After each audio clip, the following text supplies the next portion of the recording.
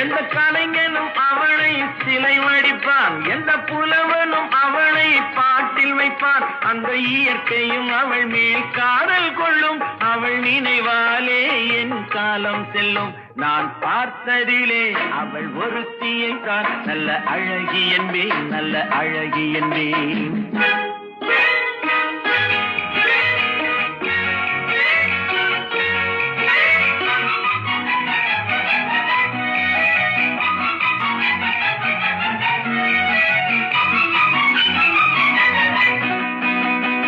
இடையோ இல்லை இருந்தால் முல்லை கொடி போல் மெல்ல வளையும், சின்ன குடை போல் விரியும் இமையும் விழியும் பார்த்தால் ஆசை விளையும். அந்த பூமகள் திருமுகம் மேலே குளிர் புன்னகை வருவதனாலே நிலவோ மலரோ